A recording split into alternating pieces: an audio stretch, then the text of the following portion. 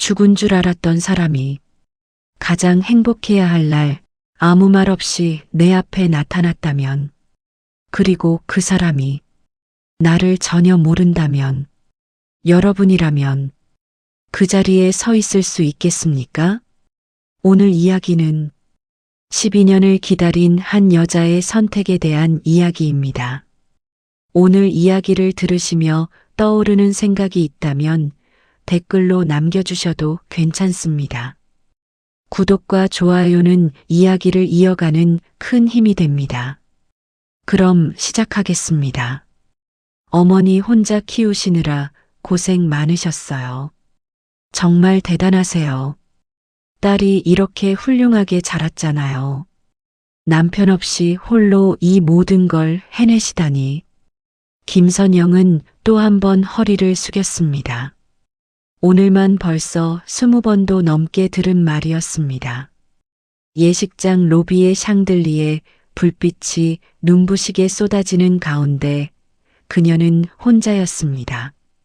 사돈 측 하객들은 화려한 옷차림으로 무리지어 다녔고 신랑 어머니 옆에는 친척들이 끊임없이 붙어 있었습니다. 하지만 선영의 옆자리는 비어 있었습니다. 하객 명부를 들고 서 있는 선영의 손이 미세하게 떨렸습니다. 외동딸 할인의 약혼식. 인생에서 가장 기쁜 날이어야 할 오늘, 그녀의 마음 한구석은 텅 비어 있었습니다. 아니, 정확히는 12년 전 그날부터 계속 비어 있었습니다. 예식장 밖에서는 봄비가 내리기 시작했습니다. 창문에 빗방울이 흘러내리는 모습을 보며 선영은 그날을 떠올렸습니다. 2013년 7월 남편 박재훈이 지방 공사 현장으로 출장을 떠난 날, 폭우가 쏟아졌고 귀갓길 산길에서 그는 교통사고를 당했습니다. 차량이 계곡으로 추락했고 며칠 뒤 발견된 시신은 너무 훼손되어 얼굴을 알아볼 수 없었습니다. DNA 검사 결과를 기다리던 중 차량에서 발견된 재훈의 지갑과 휴대폰, 그리고 그가 입고 갔던 점퍼가 확인됐습니다. 경찰은 사망으로 결론지었고 선영은 빈관 앞에서 장례를 치러야 했습니다. 가짜 장례였습니다. 남편의 얼굴도 손도 보지 못한 채 선영은 과부가 됐습니다. 그날 이후 선영의 삶은 전쟁터였습니다. 중학생이던 할인을 키우기 위해 그녀는 무엇이든 했습니다. 새벽 4시에 일어나 마트 시식 코너 알바를 시작했고 낮에는 병원 청소를, 밤에는 대리운전 접수 전화를 받았습니다. 손이 트고 허리가 휘어졌지만 선영은 딸 앞에서 한 번도 울지 않았습니다. 할인은 그런 엄마를 보며 장학금으로 대학을 다녔고 졸업 후 좋은 회사에 취직했습니다. 그리고 오늘 재벌 3세와 약혼식을 올리게 됐습니다. 딸의 인생이 펼쳐지는 순간이었습니다. 엄마, 괜찮아? 메이크업을 마친 할인이 대기실에서 나와 선영에게 다가왔습니다. 하얀 드레스를 입은 딸의 모습이 너무 아름다워서 선영은 목이 메었습니다. 괜찮아, 우리 딸. 너무 예쁘다. 선영은 억지로 미소를 지었습니다. 할인은 엄마의 손을 꼭 잡았습니다. 엄마, 오늘 아빠 생각 많이 나지? 선영은 고개를 끄덕였습니다. 근데 말이야, 할인아. 엄마는 내가 행복하면 그걸로 충분해. 오늘은 울지 않을 거야. 할인이 엄마를 껴안았습니다. 하지만 곧 예식장 직원이 다가와 시간을 알렸고 할인은 다시 대기실로 들어가야 했습니다. 선영은 다시 혼자가 됐습니다. 로비로 돌아온 선영은 창밖을 바라봤습니다. 비가 점점 강해지고 있었습니다. 12년 전 그날처럼 그녀는 핸드백에서 손수건을 꺼내 눈가를 살짝 눌렀습니다. 오늘만큼은 울지 않겠다고 다짐했지만 눈물은 참을 수 있어도 마음속 공허함까지는 채울 수 없었습니다. 인생은 늘 그런 식이었습니다. 선영이 무언가를 다짐할 때마다 삶은 그 다짐을 비껴갔습니다. 약혼식 시작 30분 전 예식장 분위기는 점차 고조되고 있었습니다. 하객들이 속속 자리를 채워가고 웨딩 플래너들은 마지막 점검에 여념이 없었습니다. 그때 예식장 정문이 열렸습니다. 신랑 측 아버지인 강도연 회장이 직접 밖으로 나가더니 누군가를 정중하게 모시고 들어왔습니다. 강 회장은 국내 굴지의 건설사를 운영하는 재벌이었고 평소 누구에게도 허리를 굽히지 않는 사람으로 유명했습니다. 하지만 지금 그는 옆 사람에게 극진한 예우를 보이고 있었습니다. 선영은 하객 명부를 정리하다가 그 광경을 보았습니다. 강 회장 옆의 남자는 말끔한 네이비 정장을 입고 있었습니다. 걸음걸이는 흐트러짐이 없었고 자세는 꼿꼿했습니다. 얼굴은 아직 보이지 않았지만 뒷모습만으로도 범상치 않은 기품이 느껴졌습니다. 여러분, 잠시 주목해 주십시오. 강 회장이 로비 중앙에서 목소리를 높였습니다. 하객들의 시선이 일제히 그쪽으로 향했습니다. 오늘 특별한 귀빈을 모시게 됐습니다. 해외 투자사 대표이자 우리 회사의 중요한 파트너이신 오세훈 대표님이십니다. 사람들 사이에서 작은 탄성이 흘러나왔습니다. 오세훈이라는 이름은 최근 투자업계에서 주목받는 인물이었습니다. 동남아 인프라 사업에 막대한 자본을 투입하며 급부상한 투자자. 하지만 미디어 노출을 극도로 꺼려해서 얼굴이 공개된 적은 거의 없었습니다. 남자가 천천히 돌아서며 하객들에게 인사를 건넸습니다. 그 순간 선영의 시야가 흐려졌습니다. 턱 왼쪽에 난 작은 흉터, 말을 마칠 때 입술을 살짝 다무는 습관, 왼손 새끼손가락을 무의식적으로 움직이는 버릇. 선영의 손에서 명부가 떨어졌습니다. 종이가 바닥에 흩어졌지만 그녀는 움직일 수 없었습니다. 심장이 미친 듯이 뛰었고 호흡이 가빠졌습니다. 저 사람은 박재훈이었습니다. 아니, 박재훈이어야 했습니다. 하지만 그럴 리 없었습니다. 재훈은 12년 전 사망했습니다. 장례를 치렀고 사망신고도 됐습니다. 선영은 벽을 짚고 겨우 중심을 잡았습니다. 주변 사람들이 괜찮냐고 물었지만 그녀는 대답할 수 없었습니다. 눈은 오직 그 남자만을 따라가고 있었습니다. 강 회장이 남자를 이끌고 선영 쪽으로 다가왔습니다. 아, 신부 측 어머니시죠? 인사드립니다. 남자가 정중하게 허리를 숙였습니다. 그리고 눈을 마주쳤습니다. 선영은 그 눈빛을 알고 있었습니다. 따뜻하면서도 깊은 12년 전 매일 아침 자신을 바라보던 그 눈빛. 하지만 남자는 아무런 감정 없이 말했습니다. 처음 뵙겠습니다. 오세훈입니다. 그 한마디에 선영의 세계가 무너졌습니다. 처음이라고? 선영의 입술이 떨렸지만 목소리는 나오지 않았습니다. 남자는 여전히 정중한 미소를 짓고 있었습니다. 낯선 사람을 대하는 그저 예의 바른 미소. 사모님 괜찮으세요? 안색이 안 좋으신데. 강 회장이 걱정스럽게 물었습니다.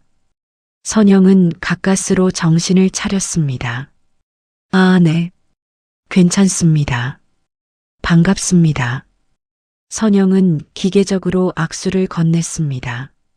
남자의 손이 자신의 손을 잡았습니다. 그 촉감, 그 온기. 12년 전 매일 잡았던 그 손이었습니다. 손금도, 손가락 관절의 모양도, 심지어 손톱 모양까지 똑같았습니다.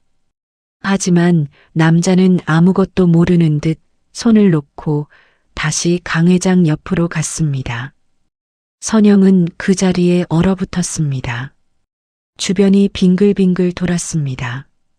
이게 꿈인가, 착각인가, 아니면 자신이 미쳐가는 건가. 예식장 직원이 다가와 괜찮냐고 물었고 선영은 화장실에 다녀오겠다며 자리를 피했습니다. 복도를 걷는 내내 다리가 후들거렸습니다. 화장실 거울 앞에 선 선영의 얼굴은 핏기가 없었습니다. 재훈이, 당신이야? 정말 당신이야?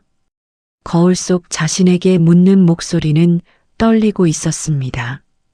하지만 대답은 없었습니다. 선영은 세면대에 손을 짚고 깊게 숨을 들이마셨습니다. 만약 정말 재훈이라면? 살아 있었다면? 하지만 왜 자신을 몰라봤을까? 아니, 모른 척하는 걸까? 수많은 질문이 머릿속을 휘저었습니다. 선영은 핸드백에서 휴대폰을 꺼냈습니다. 12년 전 사고 당시 사진들이 저장된 폴더를 열었습니다. 재훈의 얼굴이 화면에 떴습니다. 그리고 방금 본 그 남자의 얼굴. 닮은 게 아니었습니다. 같은 사람이었습니다. 선영은 화장실에서 나와 예식장으로 돌아왔습니다. 약혼식이 곧 시작될 예정이었고 하객들은 모두 자리에 앉아 있었습니다. 선영도 신부 측 어머니 자리에 앉았지만 정신은 온통 다른 곳에 가 있었습니다. 식장 뒤쪽 강 회장 옆자리에 앉은 남자가 보였습니다. 오세훈, 아니 박재훈일지도 모르는 그 남자. 선영은 식이 진행되는 내내 그를 관찰했습니다. 프로그램 순서지를 볼 때 왼손으로 종이 모서리를 살짝 접는 습관, 생각에 잠길 때 오른손으로 턱을 만지는 버릇, 물을 마실 때 컵을 양손으로 잡는 모습, 모두 재훈의 습관이었습니다. 선영의 심장은 계속 빠르게 뛰었습니다. 하지만 그녀는 아무 말도 할 수 없었습니다. 오늘은 딸 할인의 약혼식이었습니다. 딸의 가장 행복한 날을 자신의 혼란으로 망칠 수는 없었습니다. 약혼식은 무사히 끝났습니다. 할인과 신랑이 서로 반지를 교환하고 하객들의 박수를 받았습니다. 선영도 박수를 쳤지만 눈은 계속 그 남자를 향하고 있었습니다. 식이 끝나고 피로연이 시작됐습니다. 뷔페 음식이 차려진 홀에서 사람들이 담소를 나눴습니다. 선영은 할인과 사돈들에게 인사를 하며 시간을 보냈지만 머릿속은 오직 한 가지 생각뿐이었습니다. 오늘 놓치면 다시는 기회가 없을지도 몰라. 선영은 결심했습니다. 피로연이 끝나고 사람들이 하나둘 떠나기 시작할 때 그녀는 강 회장을 찾았습니다. 강 회장은 지인들과 대화를 나누고 있었고 오세훈은 조금 떨어진 곳에서 혼자 창밖을 바라보고 있었습니다. 회장님, 잠시 말씀 좀 여쭤봐도 될까요? 선영이 조심스럽게 말을 걸자 강 회장은 흔쾌히 고개를 끄덕였습니다. 두 사람은 복도 한쪽으로 자리를 옮겼습니다. 오늘 함께 오신 오 대표님, 어떤 분이신가요? 선영의 목소리는 떨리고 있었습니다. 강 회장은 잠시 그녀를 바라보다가 입을 열었습니다. 10년 전 동남아에서 큰 사고가 있었습니다. 제가 현지 사업을 하던 중이었는데 한 남자가 길가에 쓰러져 있었습니다. 의식은 있었지만 자신이 누군지 전혀 기억하지 못했습니다. 선영의 호흡이 가빠졌습니다. 그분이 오 대표님이신가요? 강 회장이 고개를 끄덕였습니다. 네. 저는 그분을 병원으로 데려갔습니다. 뇌 손상으로 인한 기억 상실이었습니다. 과거의 기억은 거의 사라졌고 자신의 이름조차 몰랐습니다. 신분증도 없었고 찾아오는 사람도 없었습니다. 선영의 손이 떨렸습니다. 그래서 어떻게 되신 건가요? 제가 치료를 도왔고 회복 후 일도 함께 시작했습니다. 그분은 놀라운 사업 감각을 가지고 있었습니다. 10년 동안 함께 일하며 큰 성공을 거뒀죠. 이름은 본인이 직접 지었습니다. 오세훈이라고. 선영은 입술을 깨물었습니다. 가족을 찾으려 한 적은 없었나요? 강 회장은 잠시 침묵하다가 대답했습니다. 찾으려 했습니다. 하지만 단서가 없었습니다. 그리고 찾아온 사람도 없었습니다. 그 말이 선영의 가슴을 찔렀습니다. 찾아온 사람이 없었다. 왜냐하면 모두가 그를 죽은 사람으로 알고 있었으니까. 혹시 사모님께서 오 대표님을 아시는 건가요? 강 회장이 조심스럽게 물었습니다. 선영은 고개를 저었습니다. 아니요. 그냥 어디선가 본 것 같아서요. 거짓말이었습니다. 하지만 지금 진실을 말할 수는 없었습니다. 확신이 없었고 무엇보다 딸의 약혼이 깨질 수도 있었습니다. 강 회장은 더 이상 묻지 않았습니다. 선영은 자리로 돌아왔지만 마음은 무너져 내리고 있었습니다. 피로연이 끝나갈 무렵 선영은 멀리서 오세훈이 예식장을 떠나는 모습을 봤습니다. 그는 강 회장과 악수를 나누고 차에 올라탔습니다. 검은색 세단이 빗속으로 사라졌습니다. 선영은 그 자리에 서서 차가 완전히 보이지 않을 때까지 바라봤습니다. 눈물이 흘러내렸지만 그녀는 닦지 않았습니다. 할인이 다가와 엄마의 어깨를 감쌌습니다. 엄마, 왜 그래? 혹시 아빠 생각나서? 선영은 고개를 끄덕였습니다. 거짓말은 아니었습니다. 괜찮아, 할인아. 엄마 괜찮아. 하지만 괜찮지 않았습니다. 선영의 세계는 다시 한번 무너지고 있었습니다. 그날 밤 선영은 잠을 이룰 수 없었습니다. 침대에 누워 천장을 바라보며 12년 전 그날을 떠올렸습니다. 경찰서에서 받은 전화, 사망 통보, 빈관 앞에서 흘린 눈물. 하지만 만약 그게 잘못된 거라면? 만약 재훈이 정말 살아있다면? 다음 날 아침 선영은 강 회장에게 전화를 걸었습니다. 손이 떨렸지만 더 이상 미룰 수 없었습니다. 회장님, 어제 함께 오신 오 대표님, 한 번만 뵐 수 있을까요? 강 회장은 잠시 침묵했습니다. 특별한 이유가 있으신가요? 제가 어제 말씀드린 것처럼 그분이 제가 아는 사람과 너무 닮았습니다. 확인하고 싶습니다. 강 회장은 한숨을 쉬었습니다. 사모님, 오 대표님은 과거 일로 많이 힘들어 하셨습니다. 만약 만나신다면 조심스럽게 대해 주셔야 합니다. 알겠습니다. 부탁드립니다. 이틀 후 선영은 서울 시내 한 호텔 카페에서 오세훈을 만났습니다. 강 회장이 자리를 주선했지만 조건을 걸었습니다. 30분만 드리겠습니다. 그리고 오 대표님이 불편해하시면 즉시 중단입니다. 선영은 고개를 끄덕였습니다. 카페 한쪽 구석 자리에 오세훈이 먼저 와 있었습니다.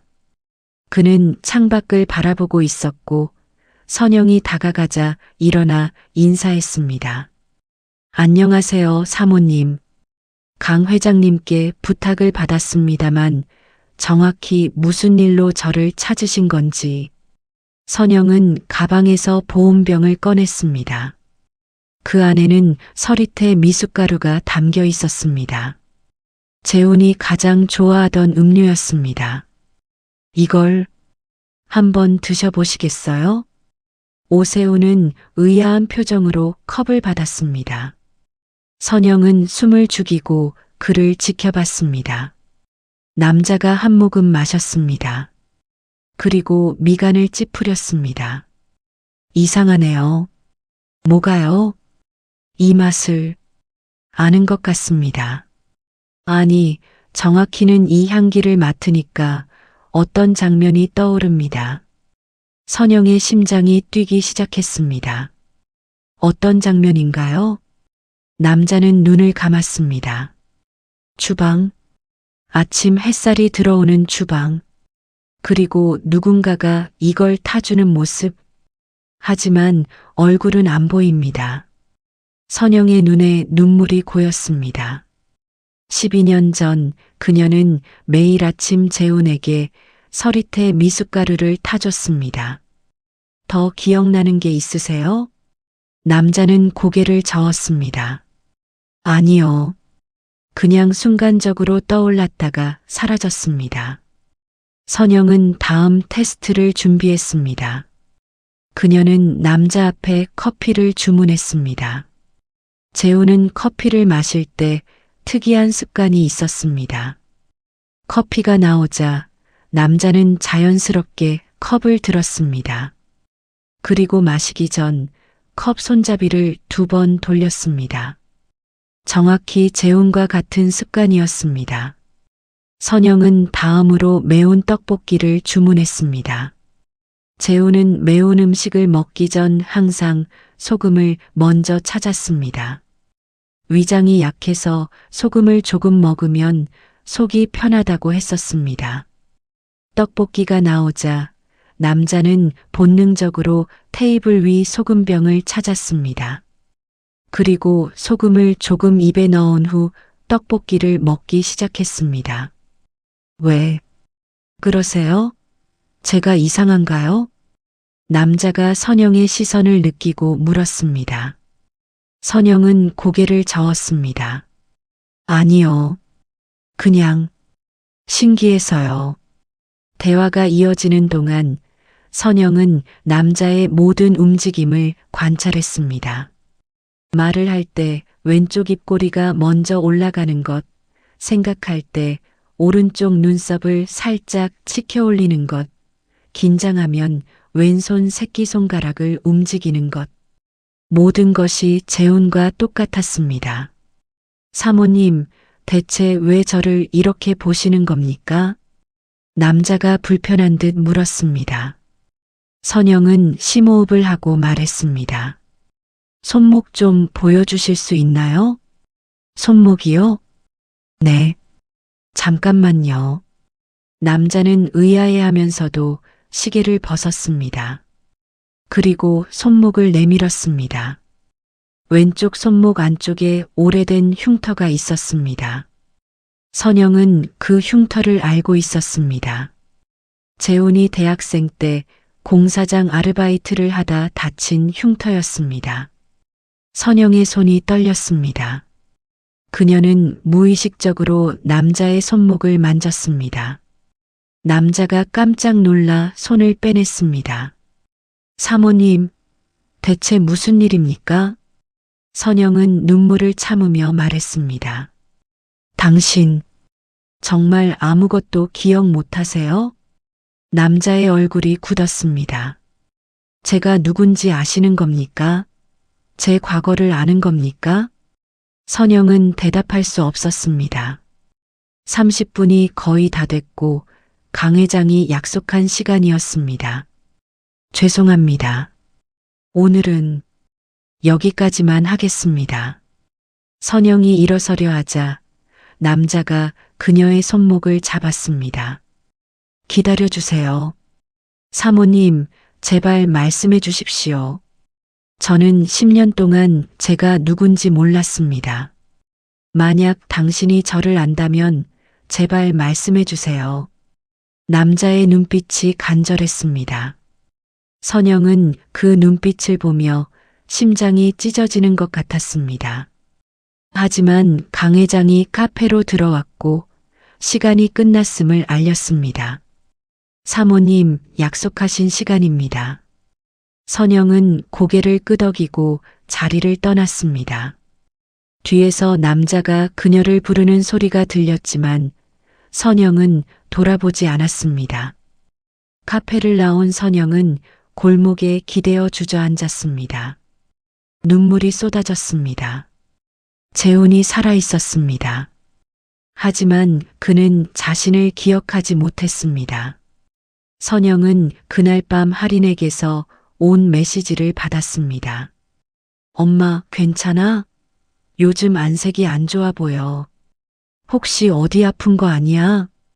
선영은 메시지를 읽고 한참을 멍하니 화면을 바라봤습니다. 딸에게 뭐라고 대답해야 할까요? 죽은 줄 알았던 아빠가 살아있다고 말해야 할까요? 하지만 확신할 수 없었습니다. 그리고 무엇보다 딸의 새로운 인생을 망칠 수는 없었습니다. 괜찮아. 그냥 요즘 잠을 못 자서 그래. 걱정 마. 선영은 짧게 답장을 보내고 휴대폰을 내려놨습니다. 다음 날 선영은 다시 강 회장에게 연락했습니다. 이번에는 간곡한 부탁이었습니다. 회장님, 한 번만 더 기회를 주세요. 제가 확인하고 싶은 게 있습니다. 강 회장은 한숨을 쉬었습니다. 사모님, 어제 오 대표님이 많이 혼란스러워 하셨습니다. 밤새 잠을 못 주무셨다고 합니다. 죄송합니다. 하지만 이건 정말 중요한 일입니다. 강 회장은 잠시 침묵하다가 대답했습니다. 마지막입니다. 이번이 정말 마지막입니다. 그리고 오 대표님께서 원하지 않으시면 즉시 중단하셔야 합니다. 알겠습니다. 감사합니다. 이틀 후 선영은 오세훈과 다시 만났습니다. 이번에는 호텔이 아닌 선영이 제안한 장소였습니다. 재훈과 선영이 12년 전 살았던 동네였습니다. 오세훈은 차에서 내리며 주변을 둘러봤습니다. 오래된 주택가, 좁은 골목길, 담벼락에 핀 이끼. 그는 이상하게 편안함을 느꼈습니다. 여기가 어디죠? 선영이 대답했습니다. 그냥 산책하기 좋은 곳이에요. 저와 함께 걸어주시겠어요? 두 사람은 골목길을 따라 걸었습니다. 선영은 의도적으로 재훈과 자주 걷던 길을 선택했습니다.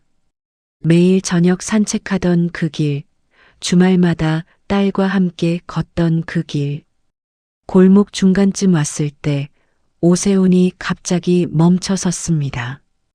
여기. 선영이 돌아봤습니다. 왜 그러세요? 오세훈은 골목 입구를 바라봤습니다. 그곳에는 오래된 슈퍼마켓이 있었습니다. 12년 전부터 그 자리에 있던 가게였습니다. 저 가게 이상하게 익숙합니다. 남자는 천천히 슈퍼 쪽으로 걸어갔습니다. 선영은 뒤따라갔습니다. 슈퍼 앞에는 빨간 벤치가 있었고 재훈은 종종 그 벤치에 앉아 선영을 기다리곤 했습니다. 오세훈이 벤치를 만졌습니다. 여기서 누군가를 기다렸던 것 같습니다. 어떤 여자를, 아니, 확실하지 않습니다. 그냥 느낌이. 선영의 가슴이 뛰었습니다. 기억이 돌아오고 있었습니다. 조금씩 천천히. 더 걸어볼까요? 두 사람은 다시 걸었습니다. 골목 끝에는 작은 놀이터가 있었습니다. 재훈이 딸 할인과 자주 놀던 곳이었습니다. 놀이터에 들어서자 오세훈은 그네를 바라봤습니다. 그리고 무의식적으로 그네 앞으로 걸어갔습니다. 이 그네, 나무로 된 그네. 그는 그네를 손으로 밀었습니다. 그네가 천천히 흔들렸습니다. 여기서 누군가와 아이와 함께 그의 목소리가 떨렸습니다. 선영은 참았던 눈물이 흘러내렸습니다. 맞아요. 당신은 여기서 딸과 함께 놀았어요. 매주 일요일마다. 오세훈이 선영을 돌아봤습니다. 딸이요? 제가 딸이 있었다는 겁니까? 바로 그 순간 오세훈의 휴대폰이 울렸습니다. 비서에게서 온 전화였습니다. 대표님, 내일 새벽 출국 스케줄 확정됐습니다. 동남아 프로젝트 최종 미팅입니다. 오세훈의 얼굴이 굳었습니다. 그는 전화를 끊고 선영을 바라봤습니다. 사모님, 죄송합니다. 저는 내일 출국해야 합니다. 선영이 다급하게 말했습니다. 잠깐만요. 조금만 더 있어요. 당신의 기억이 돌아오고 있잖아요. 오세훈은 고개를 저었습니다. 아닙니다. 이건 착각일 수도 있습니다. 그리고 저에게는 지금의 삶이 있습니다. 10년 동안 쌓아온 일들이 있습니다. 그는 한 걸음 뒤로 물러섰습니다.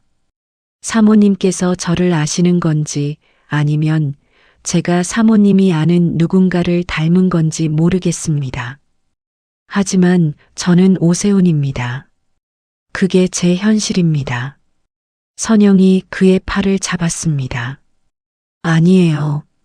당신은 박재훈이에요. 제 남편이었어요. 오세훈이 손을 뿌리쳤습니다. 증거가 있습니까? 제가 그 사람이라는 증거가? 선영은 대답할 수 없었습니다. DNA 검사를 하자고 할 수도 없었습니다. 시간도 없었고 무엇보다 그가 원하지 않았습니다. 죄송합니다. 저는 가봐야겠습니다. 오세훈은 돌아서서 골목을 빠져나갔습니다. 선영은 그 자리에 서서 그의 뒷모습을 바라봤습니다. 휴대폰에서 진동이 울렸습니다. 할인에게서 온 메시지였습니다. 엄마, 괜찮아? 오늘 저녁에 시댁 가족들이랑 저녁 먹기로 했는데 엄마도 올 수 있어? 선영은 메시지를 읽고 천천히 지웠습니다.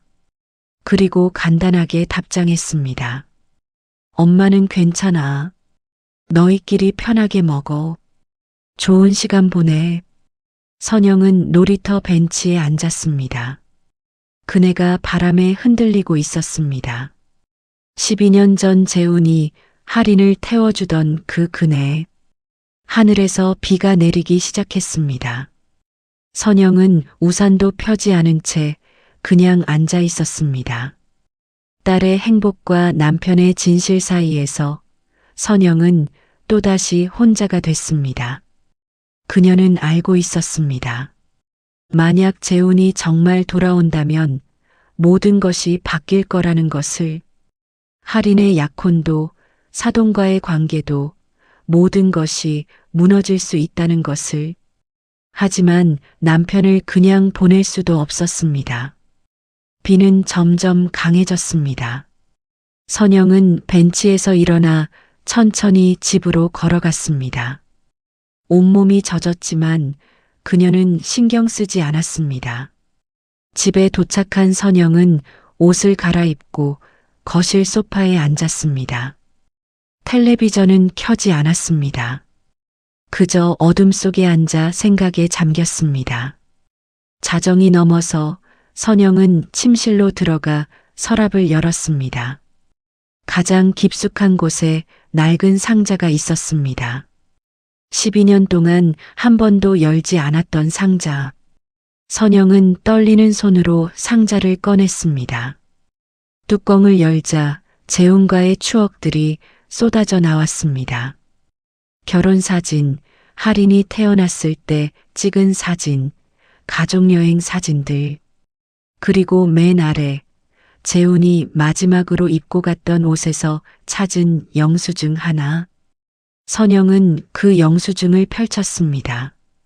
사고 당일 아침 재훈이 주유소에서 기름을 넣고 받은 영수증이었습니다. 재훈아, 당신 정말 살아있는 거야?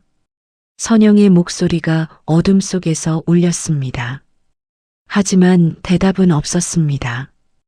다음 날 아침 선영은 이른 시간에 일어났습니다. 거의 잠을 자지 못했지만 머릿속은 오히려 맑았습니다. 결심이 섰습니다. 강 회장에게 전화를 걸었습니다. 회장님, 오 대표님 출국이 오늘 새벽이라고 하셨죠? 네, 이미 공항으로 출발하셨을 겁니다. 선영은 시계를 봤습니다. 오전 6시. 국제선 출국 수속은 보통 2시간 전에 한다면 아직 시간이 있었습니다. 회장님, 마지막으로 한 가지만 여쭤봐도 될까요? 몇 시 비행기인가요? 강 회장은 잠시 망설였습니다.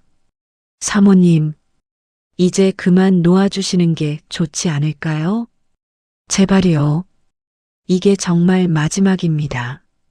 긴 침묵 끝에 강 회장이 대답했습니다. 오전 8시 40분 싱가포르행입니다. 하지만 사모님 공항에 가셔도. 선영은 전화를 끊고 서둘러 옷을 갈아입었습니다. 가방에는 어젯밤 준비해둔 낡은 가족사진 한 장을 넣었습니다. 택시를 잡아 타고 인천공항으로 향했습니다. 새벽 도로는 비교적 한산했고 40분 만에 공항에 도착했습니다. 출국장으로 달려갔지만 보안 검색대를 통과할 수 없었습니다.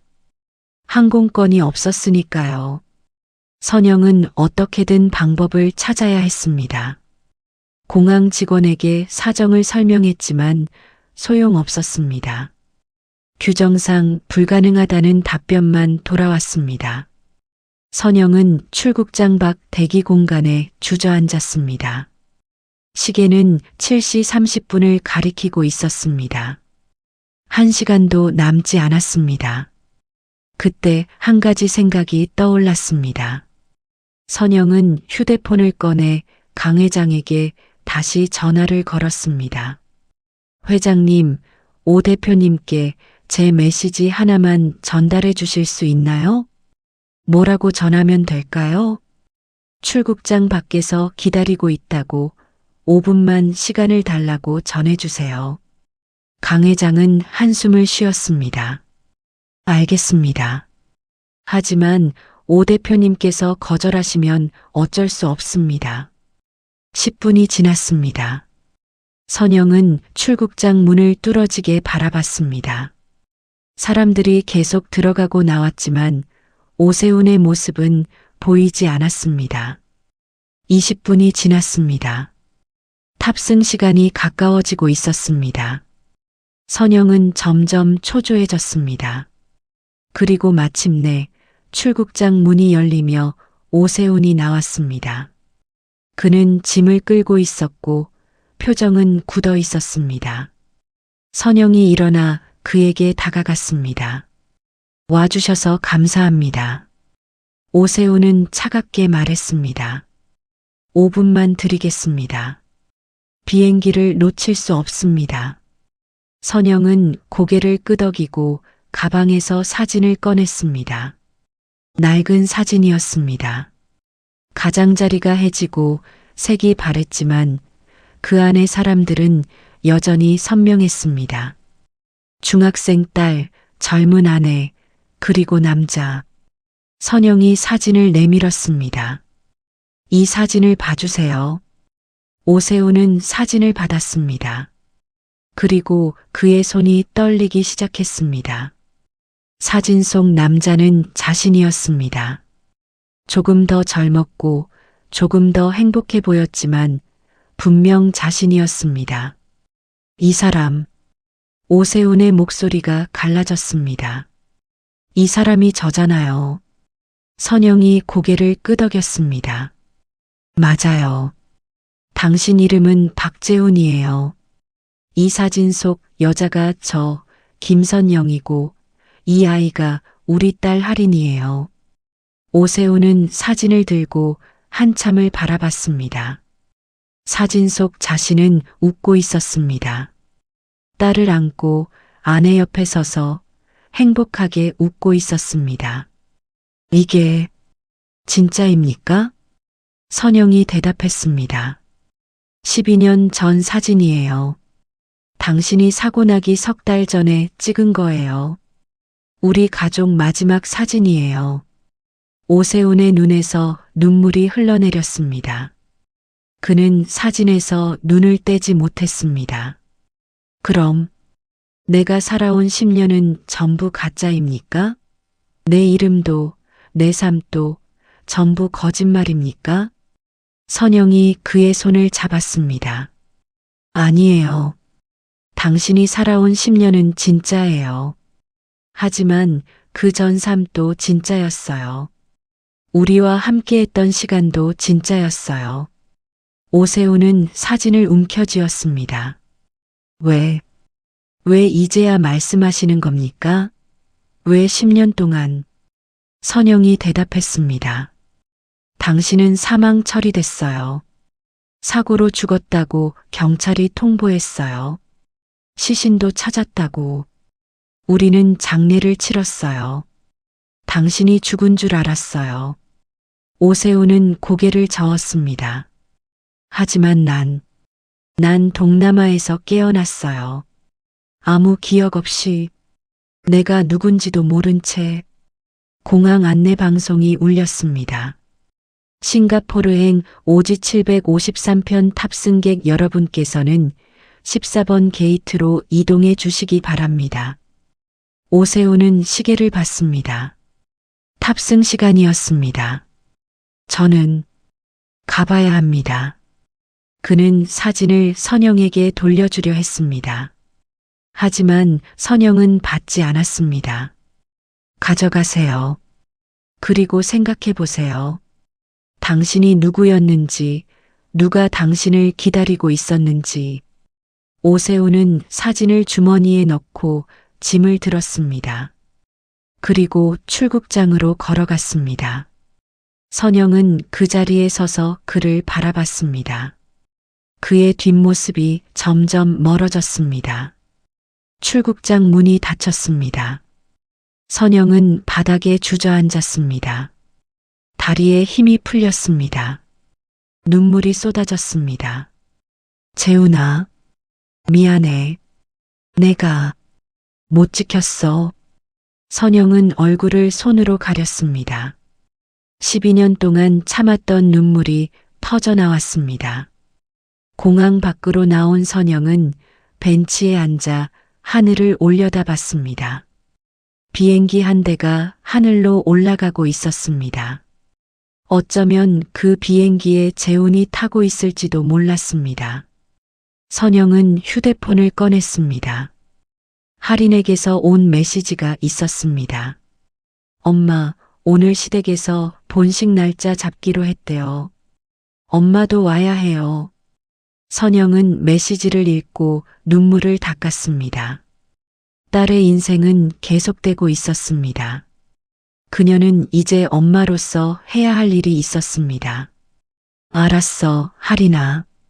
엄마 곧 갈게. 선영은 일어나 택시를 잡았습니다. 삶은 멈추지 않았습니다. 그녀도 멈출 수 없었습니다. 인천공항 출국장. 오세훈은 보안 검색을 마치고 면세구역으로 들어왔습니다. 손에는 여전히 주머니 속 사진이 만져졌습니다. 그는 몇 번이고 사진을 꺼내봤다가 다시 넣었습니다. 게이트 14번 앞 대기실에 앉았습니다. 탑승까지 아직 20분이 남아 있었습니다.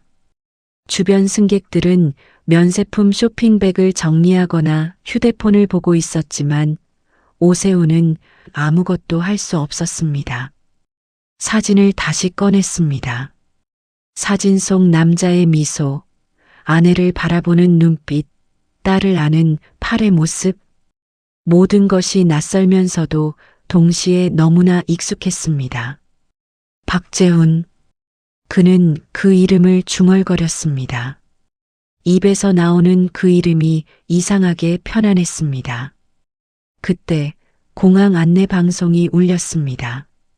탑승객 여러분께 안내 말씀드립니다.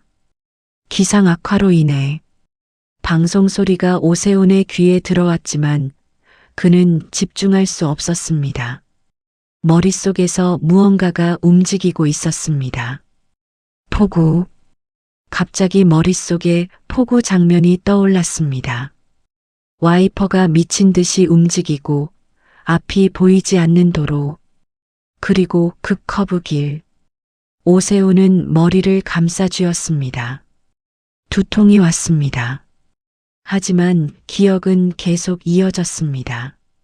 핸들을 꺾는 순간 차가 미끄러지는 느낌, 계곡으로 떨어지는 차량, 그리고 충격. 으윽. 오세훈은 신음을 냈습니다. 옆 좌석 승객이 괜찮냐고 물었지만 그는 대답할 수 없었습니다. 기억은 계속됐습니다. 차 안에서 깨어났을 때 몸 곳곳이 아팠습니다. 빗물이 차 안으로 들어오고 있었습니다. 탈출해야 했습니다. 문을 열고 밖으로 기어 나왔습니다. 계곡 물이 차올랐습니다. 차는 점점 잠기고 있었습니다. 그때 차 안에 누군가가 있었습니다. 오세훈은 눈을 크게 떴습니다. 차 안에 다른 사람이 있었습니다. 히치하이커였습니다. 폭우 속에서 길을 걷던 사람을 태워줬었습니다. 그 사람이 추워해서 자신의 점퍼를 빌려줬습니다. 그리고 사고가 났습니다. 오세훈은 그 사람을 구하려 했습니다. 하지만 물살이 너무 거셌습니다. 차는 완전히 물속으로 가라앉았습니다. 그 사람과 함께 자신은 계곡 바위에 겨우 매달렸습니다. 의식을 잃기 직전 누군가가 자신을 끌어올리는 것을 느꼈습니다. 그리고 깨어났을 때는 동남아의 한 병원이었습니다. 점퍼. 오세훈은 중얼거렸습니다. 점퍼 안에 자신의 지갑과 신분증이 있었습니다. 그 사람이 입고 있었던 점퍼. 그래서 경찰은 차 안에서 발견된 시신을 자신으로 착각했던 겁니다. 박재훈은 죽은 게 아니었습니다. 박재훈은 자신이었습니다. 모든 퍼즐이 맞춰지기 시작했습니다. 서리태 미숫가루를 마실 때 떠올랐던 주방, 그네 앞에서 느꼈던 익숙함, 골목길에서 느꼈던 평온함, 전부 기억이었습니다. 잊혀졌던 과거가 돌아오고 있었습니다. 최종 탑승 안내 말씀드립니다. 싱가포르행 오지 753편. 방송이 울렸지만 오세훈은 움직이지 않았습니다. 탑승객들이 하나둘 게이트로 향했습니다. 오세훈은 천천히 일어났습니다. 하지만 게이트가 아닌 반대 방향으로 걸었습니다. 비서에게 전화를 걸었습니다. 비행기 취소해. 네. 대표님, 무슨 말씀이? 회의 일정 전부 취소하고 싱가포르 팀에게 연락해. 내가 당분간 한국에 있을 거라고. 대표님, 대체 무슨 일이? 오세훈은 전화를 끊었습니다. 그리고 출국장 출구로 향했습니다. 난 집에 가야 해. 박재훈은 집으로 돌아가야 했습니다. 출국장 밖으로 나왔을 때 선영은 이미 떠난 뒤였습니다. 오세훈은 주변을 둘러봤지만 그녀의 모습은 보이지 않았습니다. 하지만 그는 알고 있었습니다. 어디로 가야 하는지. 택시를 잡아 타고 주소를 말했습니다.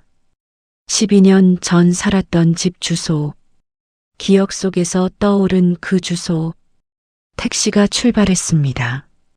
오세훈은 창밖을 바라봤습니다. 서울의 거리가 지나갔습니다. 12년 만에 보는 고향의 풍경이었습니다. 손님 도착했습니다. 택시기사의 목소리에 오세훈은 정신을 차렸습니다.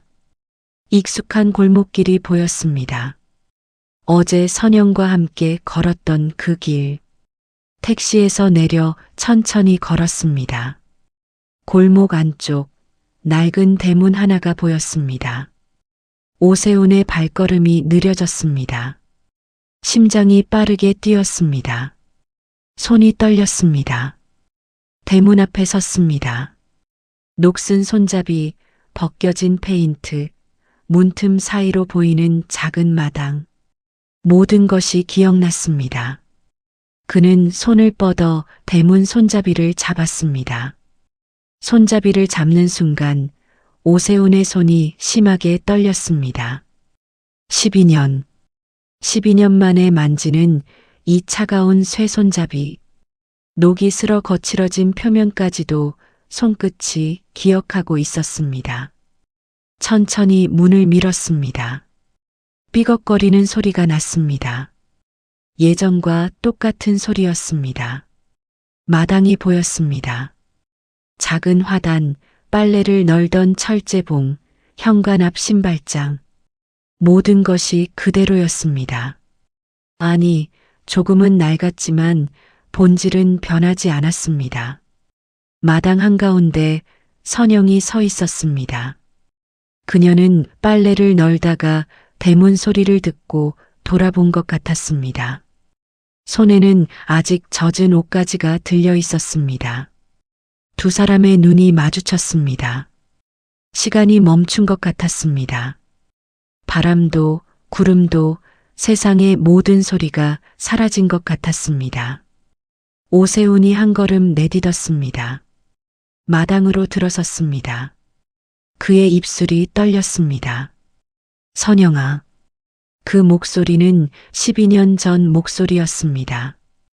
오세훈이 아닌 박재훈의 목소리였습니다. 나 돌아왔어. 선영의 손에서 빨래가 떨어졌습니다. 그녀는 그 자리에 얼어붙었습니다. 믿을 수 없다는 표정이었습니다. 재훈이, 당신? 오세훈이 고개를 끄덕였습니다. 응, 나야. 박재훈, 너의 남편. 선영의 눈에서 눈물이 흘러내렸습니다. 하지만 그녀는 다가가지 않았습니다. 여전히 의심스러운 표정이었습니다. 정말 나를 기억해? 우리를 기억하는 거야? 오세훈이 대답했습니다. 공항에서 기억이 돌아왔어. 전부는 아니지만 중요한 것들은 기억해. 그는 한 걸음 더 다가갔습니다. 사고 날 때 히치하이커를 태웠어. 내 점퍼를 빌려줬고 그 사람이 내 대신 죽었어. 경찰은 그 사람을 나로 착각했고 선영이 손으로 입을 막았습니다. 그럼 그동안 나는 동남아에서 깨어났어.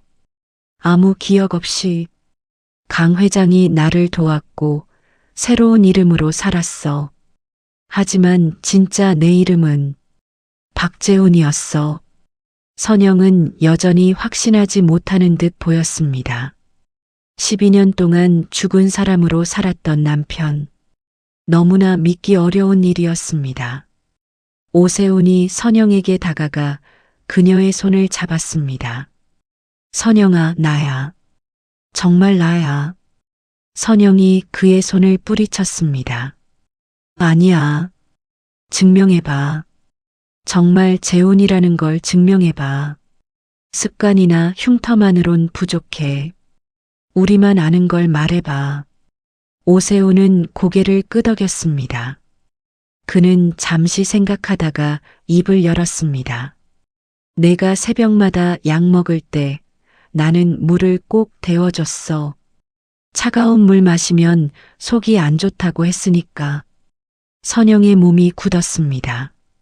그리고 내가 스트레스 받으면 왼쪽 귀를 만지는 버릇이 있어. 본인은 모르지만 나는 알아. 그럴 때마다 내가 너의 손을 잡아줬잖아. 선영의 눈물이 더 많이 흘러내렸습니다. 하린이가 처음 걸음마했을 때 넘어져서 이마를 다쳤어. 우리 둘 다 너무 놀라서 응급실 갔었지. 거기서 내가 나한테 화냈잖아. 왜 제대로 못 잡았냐고. 선영이 흐느끼기 시작했습니다. 그리고 우리가 결혼기념일마다 가던 식당, 홍대 뒷골목에 있던 작은 이탈리안 레스토랑. 거기 알리오 올리오가 내가 제일 좋아하는 메뉴였어. 선영의 다리에 힘이 풀렸습니다.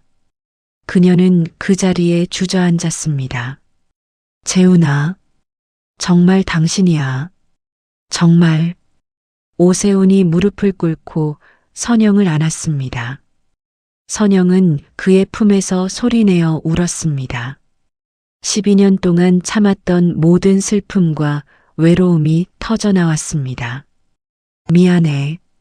미안해. 내가 못 찾았어. 내가.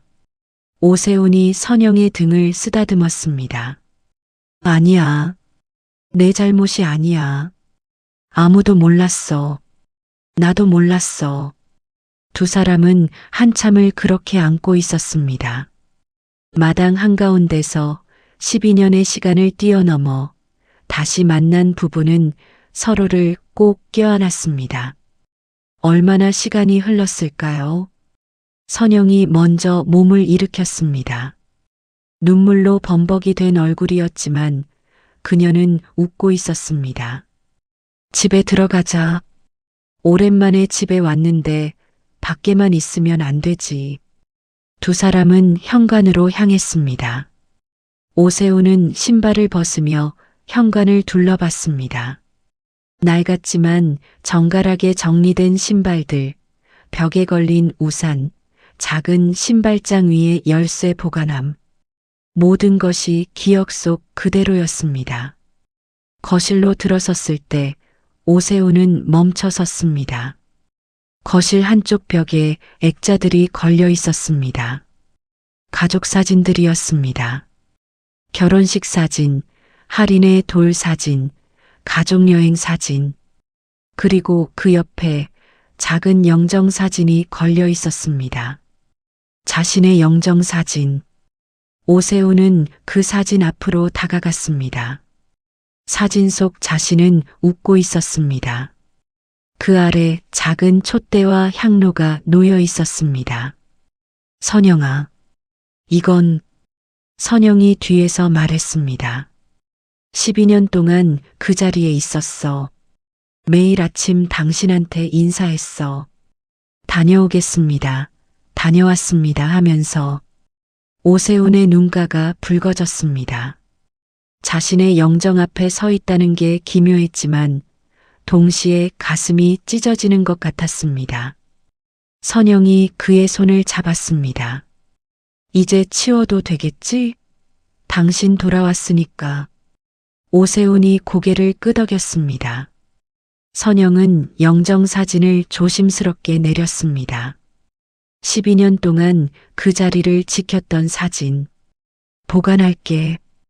버릴 순 없어. 이것도 우리 삶의 일부니까. 두 사람은 소파에 앉았습니다.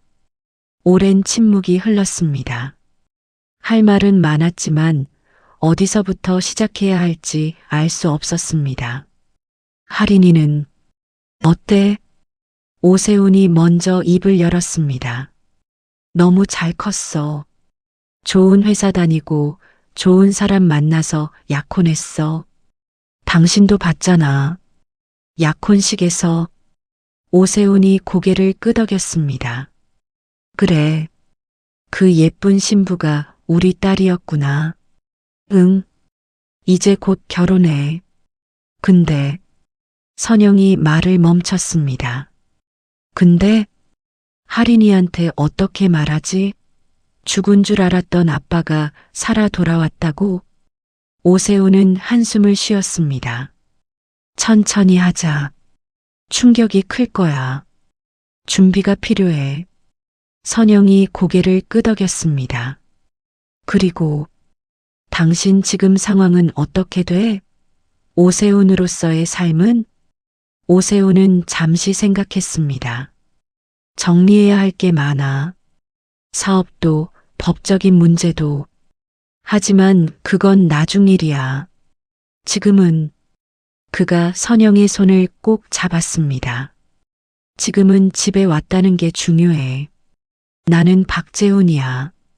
오세훈은 내가 잃어버린 시간 동안 썼던 이름일 뿐이야. 선영이 눈물을 닦았습니다. 당신 진짜 돌아온 거 맞지? 내가 꿈꾸는 거 아니지? 오세훈이 웃었습니다. 꿈 아니야. 나 여기 있어. 해가 지기 시작했습니다. 거실에 노을빛이 들어왔습니다. 두 사람은 소파에 앉아 서로를 바라봤습니다. 12년의 공백은 컸지만 지금 이 순간만큼은 모든 것이 멈춘 것 같았습니다. 저녁이 됐습니다. 선영은 부엌으로 가서 저녁 준비를 시작했습니다. 오세훈은 거실을 천천히 둘러봤습니다. 구석구석 모든 것이 낯설지 않았습니다.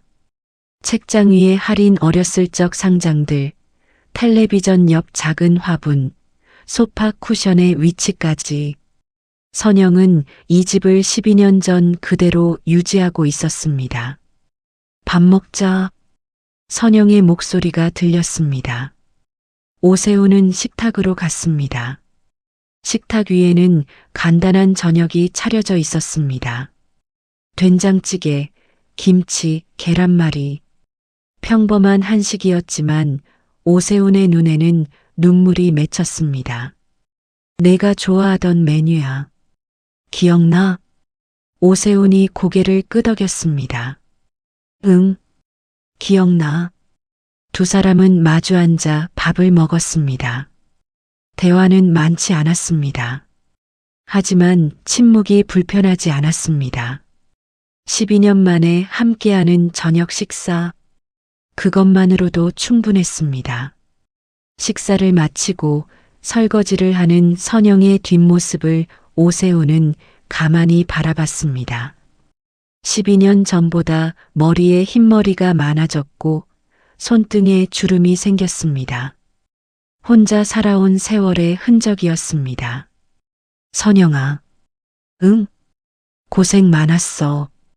정말 고생 많았어. 선영이 설거지하던 손을 멈췄습니다. 그녀는 뒤돌아보지 않고 대답했습니다. 이제 괜찮아. 당신 돌아왔으니까. 밤이 깊어갔습니다. 두 사람은 거실 소파에 나란히 앉아 창밖을 바라봤습니다. 달이 떠올랐고 골목은 조용했습니다. 재훈아, 응? 내일부터 어떻게 할 거야? 오세훈으로서의 삶도 있잖아. 오세훈은 고개를 끄덕였습니다. 강 회장님께 먼저 말씀드려야 할 것 같아.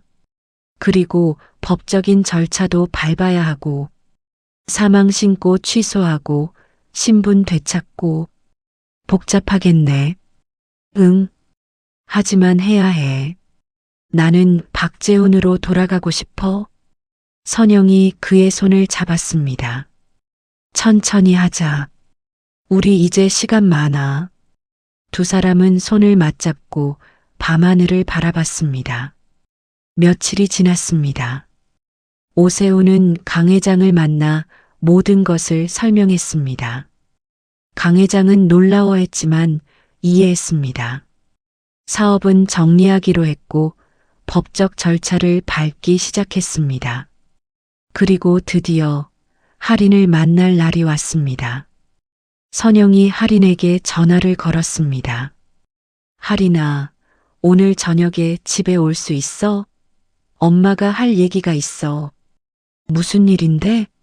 목소리가 좀 떨려. 오면 알게 될 거야. 꼭 와야 해. 저녁 6시 대문이 열렸습니다. 할인이 집에 들어섰습니다. 그녀는 현관에서 신발을 벗으며 물었습니다.